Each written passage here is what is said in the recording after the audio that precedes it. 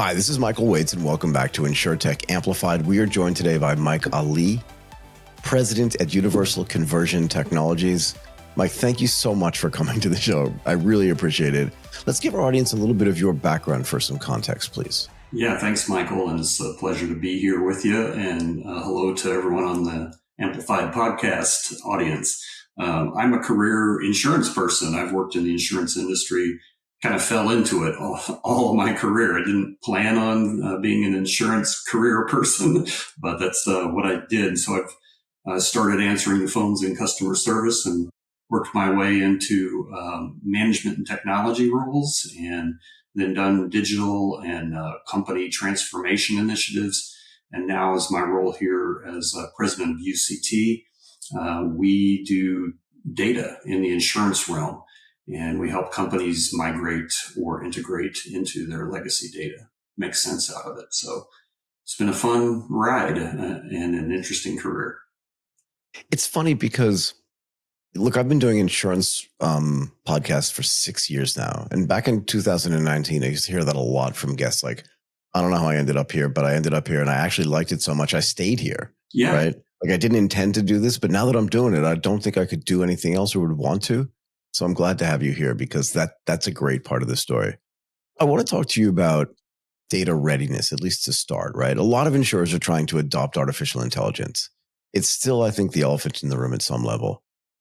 But it seems to me like some of the foundational data issues remain unaddressed. And maybe you can help us with this. What are some of the biggest or most overlooked data challenges that could hinder AI's effectiveness in insurance? Ooh, I love that question. And as I've gone around the world talking to insurance companies and partners and analysts about this topic, it seems that there's some threads that are very common, regardless of what geography you're in. The U.S., North America, Europe, UK, Asia, Latin America, Africa, pretty much every geography, there is a common thread between what I would call the shiny new toy, right? So AI has captured everyone's attention. And, for the most part, it's kind of wrapped up in what ChatGPT did in November of 22.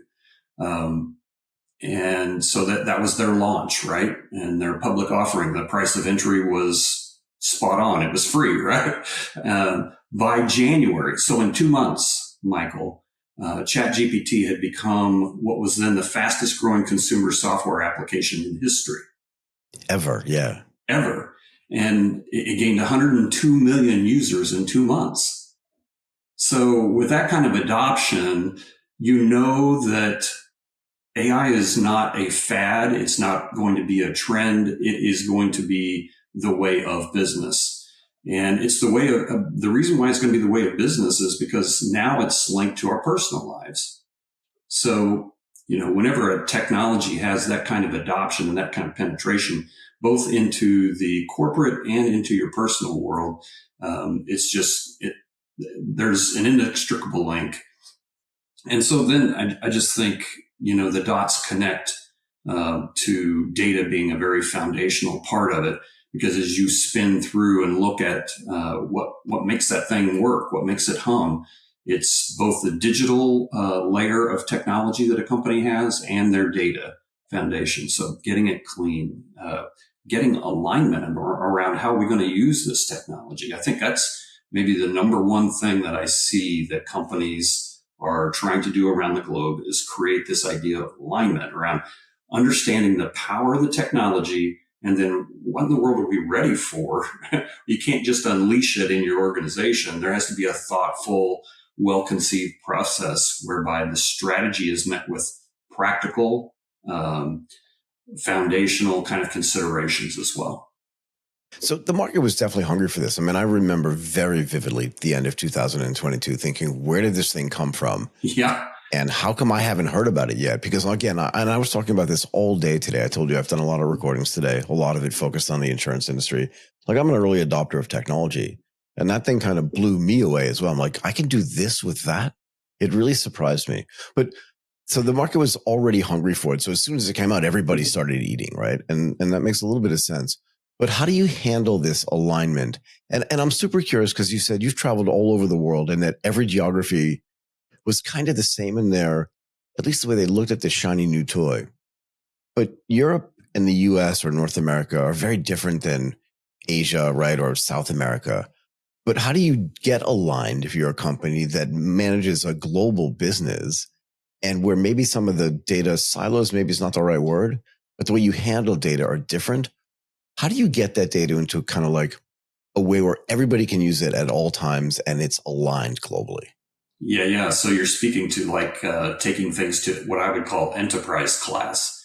And Yeah. the word silos is very important in what you just said as well. So it is indeed silos. And those silos occur because of regional geographies in a global organization. So some of the very largest insurance companies in the world have regional footprint, if you will, of their business. And it's tuned and unique to that geography. Very much the same. And so what companies are discovering through this process, even with their data, is like, wait a minute, our businesses really are very similar across geographies with some unique complications. I don't want to minimize like local considerations, but certainly that is one. And then just like the competing pressures of every geography in a global business, like what one entity is placing a lot of horsepower and thought and energy into in the global business may be different than another part. Maybe the risk considerations are more important and growth is more important in another region because they're trying to make their way with that brand, the power of a global brand. So there's just a few things that like maybe distract from that unity, but I think what you have to do is get to those foundational layers where you find that unity and you leverage it together for the good of the enterprise. So how do we deal with this idea of data sovereignty? Right. I know that there are specific countries, Korea being one of them for sure, where they want the data that are related to their businesses that are operating in their countries to reside in their country as well. And my guess is that if they're doing that, if they want the data resident there, they also want to be able to control how that data is used. How does that get in the way of implementing this shiny new AI? Because the data structure or the data access may look different between what's happening in their Brazilian entity and their Korean entity, right? It's a real challenge, no? Yes, indeed. And that speaks to how the data is governed, right? So those data sovereignty laws and rules have to be baked into a organization's foundation. And so more and more over time, the company has to mature its thinking and its capabilities in terms of the foundation so that things are used regulatory in a correct way. Also the consumer, like did the consumer tell you you could use that data for whatever purpose the company's trying to use it for? So authorization, and then that backs up into, well, what were you authorized to do with the data? That goes into the forms and everything that a consumer signs when they buy those products. And the idea of data sovereignty is really wrapped up in governance, right? So, as a company thinks about how do you continue to mature the foundation, one major consideration for a global insurance organization is this idea of sovereignty, and then baking that into the governance model. And so if companies have not yet done the homework to figure out how to bake it all together. And so certainly sovereignty is an issue and a consideration, like what data can be used where. There's also ethical considerations as you consider AI around what the consumer authorizes us to do. So sovereignty deals at the regulatory level. Then you get into data authorization, like what did the consumer explicitly say you could use it for? And then that backs up into the form that they signed to even buy the product that they bought from you. So you have to kind of like unwind the entire application and sales experience to really dig into some of these areas. But all of that should be encapsulated in a maturing governance model that takes all these considerations to bear.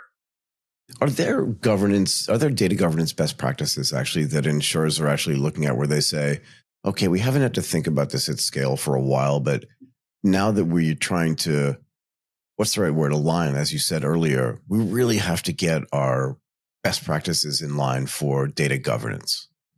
Indeed. And the best practices are an organizational kind of thing. So while industry wide, there are probably some things that, we would align them under security and these high level lofty topics, but the specifics are really up to the organization because they may operate in jurisdictions that don't have as onerous of data sovereignty requirements as others might, like in the EU or the UK, some with GDPR as like some very heavy stuff.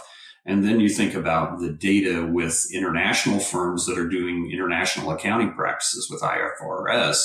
And there are many considerations there as well. So a global insurer has a lot of things to keep track of when it comes to data maturity, data governance, and just the whole, like, putting energy and thought process behind that. It's like, I think the data had many times taken a back seat because it was just viewed as, oh, we only use that to report, right?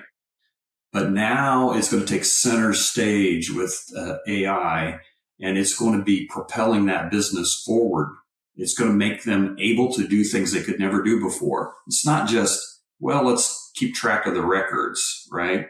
Now it's a critical part of a global insurer's enterprise.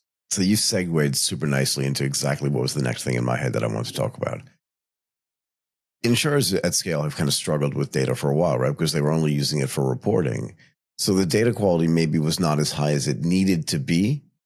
Yeah. What is it about AI that has kind of galvanized or catalyzed insurers to say, we need to really clean this data up and we need to get it right again, not just here, but all over the world? What is it about AI that's so different in the last 30 to 50 years that's made them really pay attention to this data thing really matters now? Because we've been talking about data, big data, data analytics, and all this kind of stuff for at least a decade at scale, right? But now people feel like, I have to do something real. If you unwind, it's a wonderful question. And I've thought about this one a lot, just on a personal basis. It's like, what's the difference? And what is the difference? I come to from being an insurance person. So like I said in my intro, I'm just a career insurance person. I think about the world of Excel that I lived in. All of it. Oh, no, don't say that. I'm starting to get shivers, but go ahead. The world of reporting has people embedded in it, right? What's the world of AI live in? When you fully automate a process with AI, there's no one that lives in the middle except for the AI. So it infers everything off of what it can see, read, and tell. If you've got bad data in it, AI is just going to think that that's supposed to be there and that it's the right answer. Whereas someone with their brain turned on would look at a zip code of 99999 and know that that's not a valid zip code. Those are real simple examples. They would look at a first name, like in the legacy world, you have a field called name. Yeah. Very common in old legacy systems. There's no first name, middle name, last name. And so unless you carve that up into its discrete elements and put it into a data model where that lives in a very explicit way, you parse that data, cut it into its appropriate pieces. AI would read, first name is Mike Allee, and it would call me Mike Allee at every time it tried to use my name. Right, and that's wrong. Yeah. So it's not the kind of user experience. So it's not overtly wrong, but it does not lead to reflecting well on your brand. So there's branding implications embedded in how all of this comes together. This is another really good point, right? Because insurers, even just like big banks, and to be fair, investment banks as well, are still using some legacy systems, Right, like, I don't think the mainframe systems that were there in the 1980s and 1990s when I first joined are all gone. They're just not. Right. Because you updated the stuff, you upgraded the stuff you had to, and the stuff you didn't have to, you just kind of lived with for the most part. But now, like, there must be some risks of integrating, because the AI stuff can't live on the same type of systems because the throughput's not fast enough, the compute's not strong enough, right? And it's not as easily upgradable. So what are some of the risks of integrating AI with legacy infrastructure, and how do you navigate that effectively at all? Yeah, so the data has to be exposed in a way that's sourced and integrated the right way. And the way where AI is going to pick it up is not from the legacy platform. It's going to be from an enterprise data source, right? And where does the enterprise data source get its data from? It's getting it from these legacy systems. So there has to be processes in the insurer's enterprise that are scrubbing, cleaning that data up, putting it into context. This is what I would describe. Data context is important when you think about aligning an AI solution to an insurer's data model. So the foundational parts of doing that homework. So, and then you've got to be going after the right kinds of prizes. If you're really focused on cost savings as an insurer, or you're focused on revenue growth, that tells you where you've got to go apply a lot of human brain power to align your data foundation and your digital layer in a meaningful way so that the AI will make the right, it'll make sense and it'll do what it's supposed to. So tell me if I have this wrong, but at some level, you're suggesting that you have to not just move your data from a legacy system onto a more modern system, but once the data gets there, then you're going to have to transform the data into, what's the right way to say this? Into a structure that can actually be used by AI in a way that's effective. How do you differentiate this idea of migration versus transformation of data? Yeah, so that's another good question. So migration deals with moving it from point A to point B, and then you retire point A. And, yeah, but do you ever really retire point A? Because it's nerve-wracking to think, like, do I want to delete that really? No. Yeah. So point B has to be operationally sound to handle everything that point A did, right? Right. So we actually have helped global insurers like turn off point A, turn off that AS400 system, turn off that legacy mainframe. And those are days where executives are, and everyone is celebrating. Been there and done that, by the way, but go ahead. Yeah. So those things are real, but they are rare.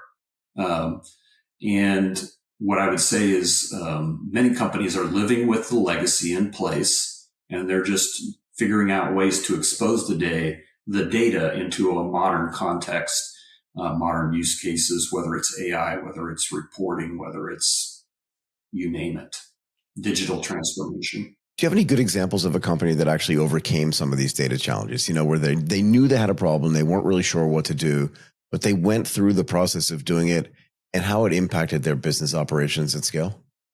Yeah, I have a really good example on the data governance end. Tell me. A very large tier one insurer in the U.S. Used their data governance team as the funnel to get investment for technology. So rather than, like data governance used to be like the place that carried the broom. They had to sweep up all the problems and figure out how do we make sense of this development effort that just went on. Right. They turned that on its head and they said, no, we need to think of governance implications first. And so everything filtered in through the governance team. The governance team had broad authority to say, these are the kinds of things we're going to go after. So that was a unique way to create alignment and to put data. It's like a data mentality first kind of idea, if that makes sense. So it's no longer the business drivers of, hey, we got a great idea from this distributor. We want to develop a new product. Those are all great ways that we've done business traditionally as insurance companies globally. But I think that's going to be turned on its head a little bit. and there's going to be more of a data-driven approach and data-driven decision-making that will kind of fuel insurance organizations that are really getting it right moving forward. So I want to share a story with you because I feel like I know exactly what this feels like, and I'll tell you why. When I joined Goldman Sachs in 2001, so this is a long time ago now, right? Wow, it's just a long time ago. But yeah, it makes sense. My daughter's 24, so that was 24 years ago. The portfolio trading system that we were using, all of the position management stuff that we did sat on a mainframe, an IBM mainframe, right? So I don't know if it was exactly an AS400, but it sat on a legacy system. And we literally had to move all of those positions from that to just like a new modernized system. And it was scary, right? Because if you get any of your positions wrong in the same way, I look at this kind of in equivalency to like a policy management system, right? If one policy gets deleted or if some of the details change or during that migration, some of them are wrong, like you've got massive problems. We have massive problems if we don't know what our positions are because we don't know how to trade properly. What do insurance companies do and we spent a lot of time making sure that we didn't turn this thing off until we were 100% sure that our positions were right, because if they were wrong, again, we just had massive financial risk. What do you have to do on the insurance side when you go through this migration and transformation of data to make sure that the data is actually right? And maybe you do that before you transform it into a format that's actually usable for AI. But how do you just ensure that it's right? When do you know when it's okay to turn it off? Yeah, that's another good question. And you'll have to spare me the UCT commercial here, but that is what we do all day, every day. Yeah, but that's what I want to know, because I'm really interested. Again, yeah. I think I said this to you in the prep call, but like I wouldn't ask if I actually didn't want to know the real answer, because it's so complicated, right? In other words, it sounds like an easy thing. Oh, we just run the algo, we do this thing, we double check it, and then we're fine. But it's so much more complicated than that, and I really want to know, like, it is. It requires a special set of lenses around which you look at your business, around which you look at your data, and you look around the operating structure. Like, those legacy systems didn't do everything they were supposed to do. So what's the operation done? They put duct tape and baling wire around a whole bunch of things. Sure. So in this process of, just like you said, making sure that everything is right, you have to take a holistic view. You can't just say, well, we're just going to move what's in system A and put it in system B. Right, because there's a whole bunch of stuff over here that people would be like, oh, this is 17, but we have to add 12 to it and 9 to it and then subtract 4. Yes. Because there was no way to get that into the system. But if we're moving it, we've got to figure out how to get that into the unified system now, yeah? Absolutely. And so all those considerations, I just call it a holistic view. When you take and you do a migration or an integration project of the scale that we're talking about, where you're going to turn the lights off and it doesn't live there anymore, it's over here now. You really have to consider all those things: products, product related considerations in the data, even some considerations around downstream systems. So yes, you may have moved everything into the new system or the new database, but there are things that downstream systems use because it knew the world of legacy, that if you don't move those two, they aren't needed in the new system. Things like what I would call a plan code, if that does anything for you. It's a 10-year term, standard underwriting class, band 3. So all of those attributes live in the new system. In the old system, they just had a plan code. Right. All these downstream systems are looking for a plan code. So if that doesn't exist in stuff breaks. So all of these things are considerations at a very practical level around how companies have to holistically look at their data in those ways. So this is a little bit meta, so forgive me. But is there a way to employ AI during this process as a way to help you check, or as a way to help humans check? So it's probably a little bit hybrid as well, so that you can get your data ready for AI? You must have been listening into all of our research and development calls that we have with our engineers, because that's exactly what we're doing. And matter of fact, our commercial software is called Transform, is coming out with AI assistance embedded in it. so that these kinds of things can, like, those are our primary considerations now. The people that do this modeling can now have assistance from an AI engine in order to make sure that we have even more help to get it right. Is there like a certain excitement inside the firm where, and not just yours, right? But do you think like across the industry where people are like, we have all these issues, we're desperately trying to solve them, but the plane is flying not just while we're trying to refuel it, but while we're trying to like take the seats out and put the new seats back in and, take all the equipment out and put it back in, but the plane's still going, because you can't say to your teams like, okay, everybody stop selling, everybody stop doing customer service. This is going to take 6 months. We're going to fix this.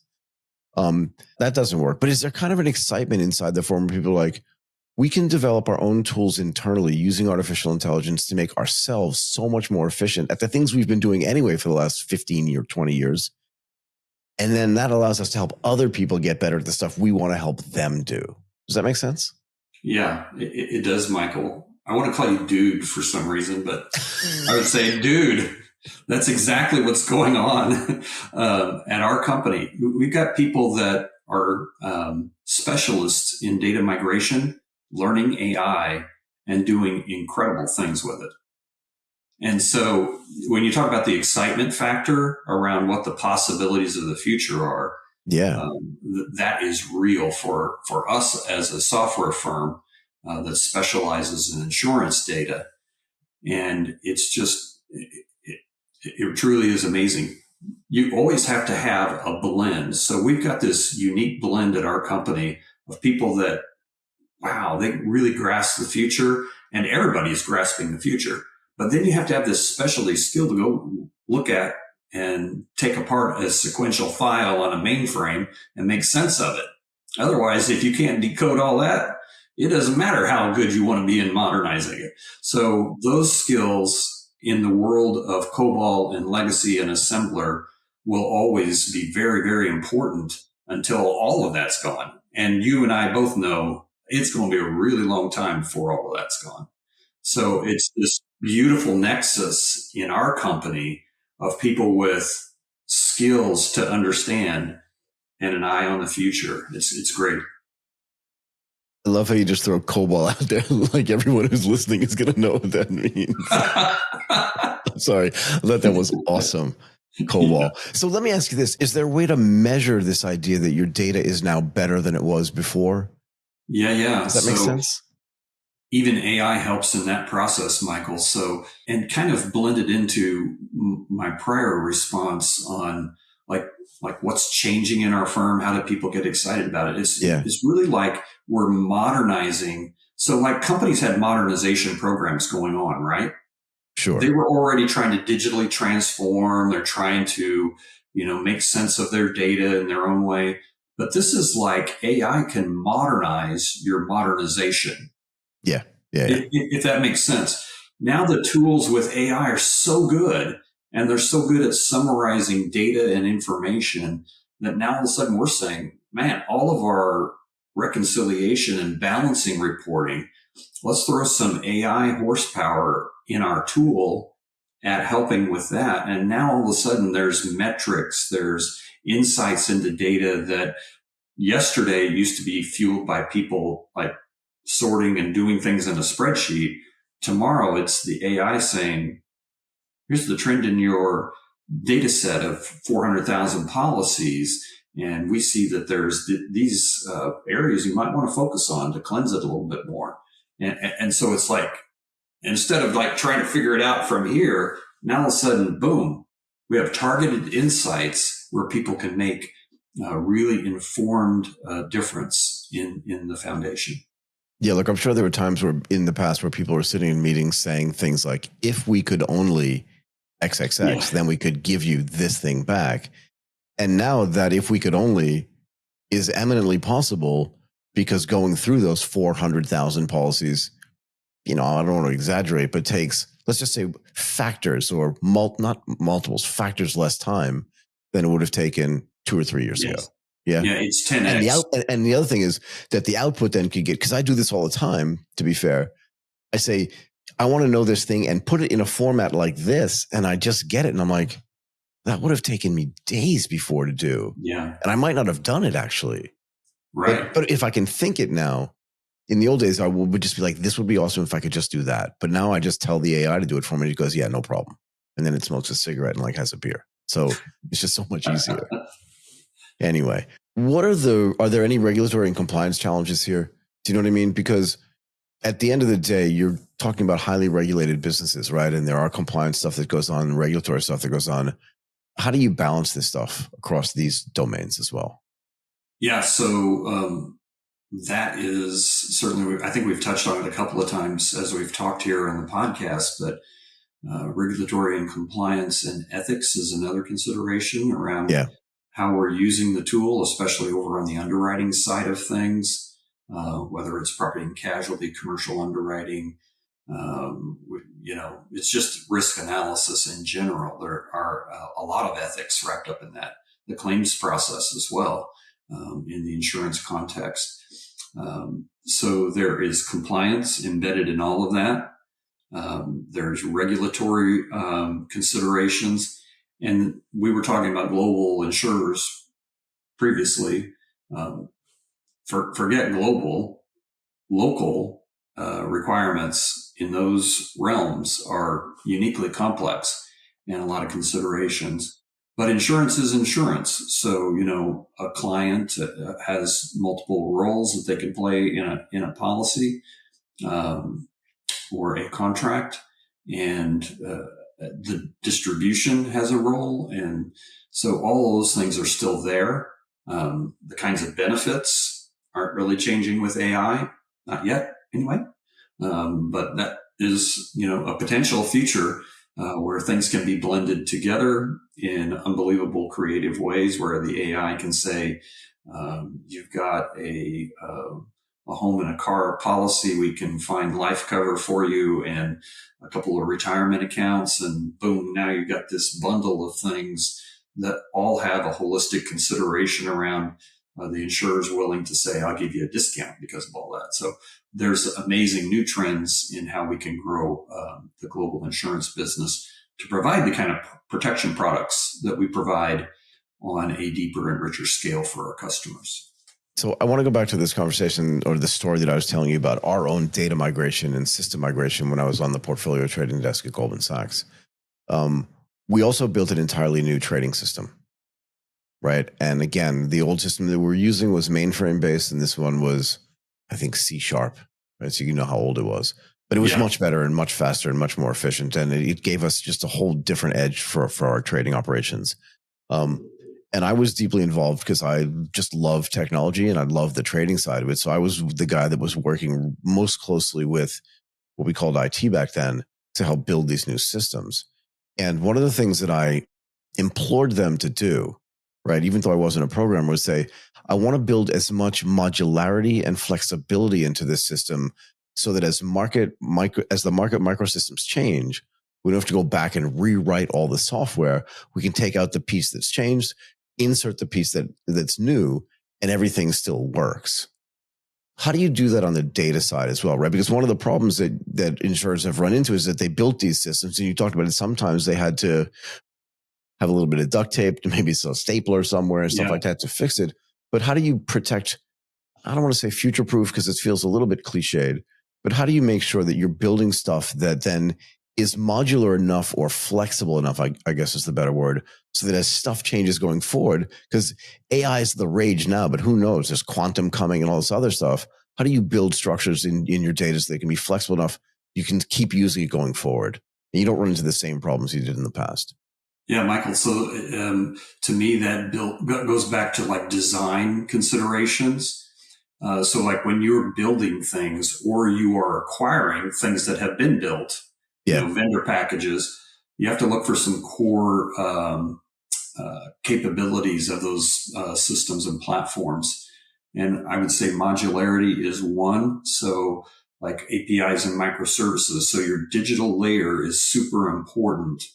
And I think we've touched on that a couple of times, but that digital layer, how do you communicate in real time between these layers, like administrative, operational, reporting technologies, and then this layer of APIs that creates meaning and context around a user experience. And then up here, you got the layer that's actually engaged with the customer or the user, if you will.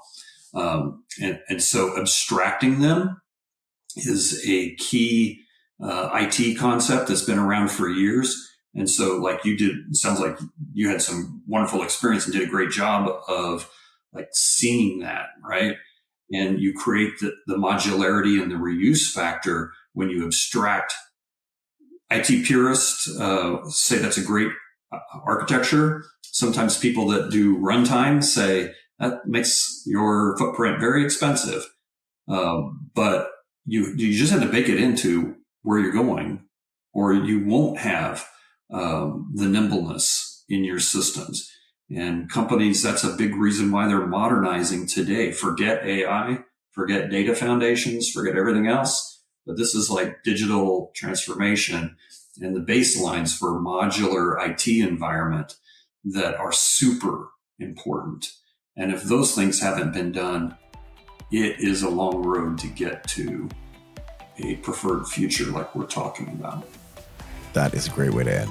Mike Allee, the president at Universal Conversion Technologies, I really appreciate your time, and you'll understand this, but I also really appreciate all of your flexibility in planning this and getting this done.